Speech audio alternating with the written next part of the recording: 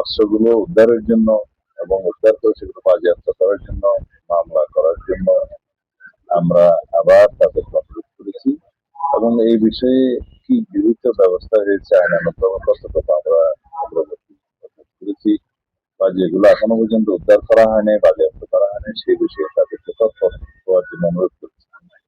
এগুলো ছিল আগ্নেয়াস্ত্র এবং লাইসেন্স সম্পর্কে। আর কিছু বিষয় আছে যেগুলো আমরা ইতিপূর্বে আপনারা জানেন, আপনারা যদি জানান যে রাজনৈতিক বিবেচনায় বা হয়রানিমূলক উদ্দেশ্য প্রণোদিত বোমা গাড়িমে মামলা যে সঙ্গে দায়ের করা হয়েছিল আওয়ামী ফেসিবাদী সময়ে, সেই মামলাগুলোর বিষয়ে আমরা আবার একটা পত্র দিয়েছিলাম আমরা দায়িত্ব গ্রহণের পরে।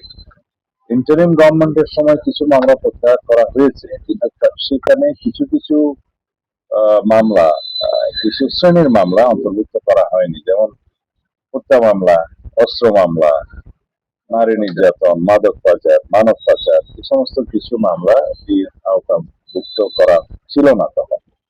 আমরা পলিটিক্যাল গভর্নমেন্ট দায়িত্ব নেওয়ার পরে আমরা বিবেচনা করেছি যে আমাদের বিরুদ্ধে অনেক অস্ত্র মামলা, হত্যা মামলা দেওয়া হয়েছে। এমনকি দেশনেত্রী বেগম খালেদা জিয়ার বিরুদ্ধেও হত্যা মামলা ছিল, অন্তত আমার জানা মতে ২-৩টা, যাত্রাবাড়ি, কুমিল্লা সহ বিভিন্ন জায়গায় ১৪ মামলা। আমার বিরুদ্ধে একটি মামলা ছিল, অস্ত্র মামলাও ছিল। আমাদের অনেক নেতাদের বিরুদ্ধে মাদক মামলা দেওয়া হয়েছিল, নারী নির্যাতন যে কোনো ভাবে যাতে আটক রাখা যায় সে মামলাগুলো দেওয়া হয়েছিল।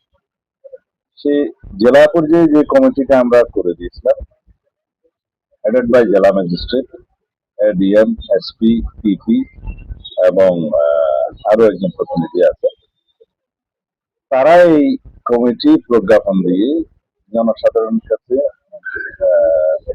জানিয়েছে যে রাজনৈতিক উদ্দেশ্য প্রণোদিত এবং এই সমস্ত বোমা মামলা, মামলা যদি কারোর বিরুদ্ধে হয়ে থাকে তারা যথাযথ একটা ফর্ম আছে, এই ফর্মের মধ্যে আবেদন করবে উইথ আইদার চার্জশিট, এফআইআর এবং এজাহার সহ। চার্জশিট হয়ে থাকলে চার্জশিট করে কোন আদালত মামলা ইত্যাদি তথ্য উল্লেখ করে তারা সেটা যাচাই বাছাই করে যদি সত্যিকার ভাবে সেই শ্রেণীভুক্ত মামলা হয়ে থাকে তখন সেগুলো প্রত্যাহারের জন্য সুপারিশ করবে। এগুলো প্রথমে স্বরাষ্ট্র মন্ত্রণালয়ে আসবে। আমরা এর উপরে কোনো আইনি ব্যবস্থা তাৎক্ষণিকভাবে নেব না, আমরা এটা আইন মন্ত্রণালয়ে পাঠাবো। ওখানে আইনমন্ত্রীর সভাপতিত্বে একটা কমিটি আছে, তারা ভেটিং করে যদি সঠিক পায় এই সমস্ত মামলা প্রত্যাহারের জন্য উপযুক্ত মনে করবেন, তারা স্বরাষ্ট্র মন্ত্রণালয়ে পাঠালে আমরা সিআরপিসি 494 অনুসারে সেগুলো প্রত্যাহারের ব্যবস্থা নেব। এই হচ্ছে দ্বিতীয় বিষয়।